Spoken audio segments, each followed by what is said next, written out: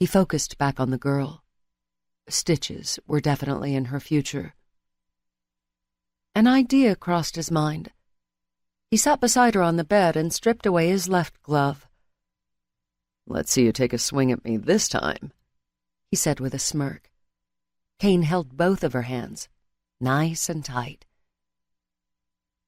When his eyes snapped open, one belligerent woman was turning her mouth to the side.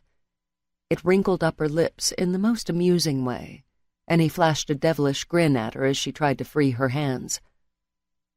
"No more hitting," he said in a serious voice. "What's your name?" Kane noticed in his peripheral vision that she was slowly tapping the toe of her shoe against the floor. His lip twitched. "Pocahontas." "Well, in that case, it looks like I've captured me a squaw." "How's your face?" she asked, shifting her hip in a way that caught his eye. Kane sniffed out a laugh. "As handsome as ever?" She rolled her eyes and blew a strand of hair away from her face.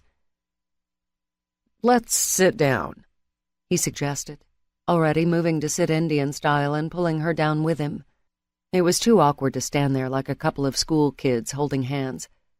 This way, they were at eye level, not to mention that he wouldn't have to dodge her temperamental knee.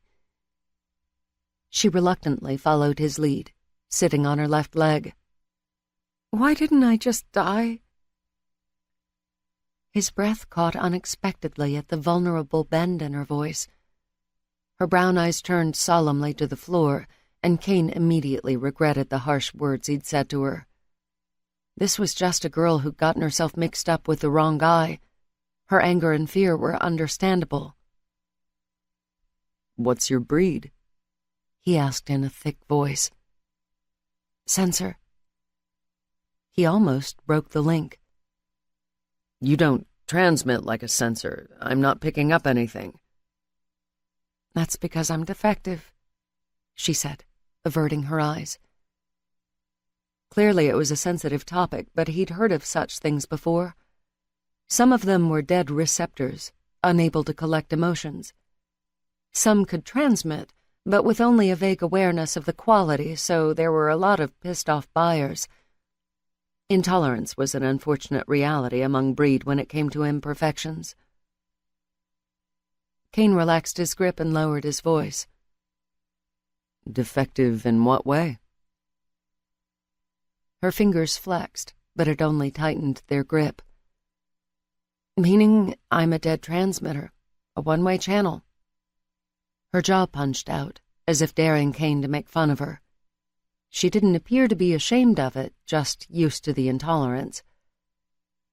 "I can pick up emotions all I want, but there's no point. No one can feel me," she said, stressing the last word. That was a big deal, too.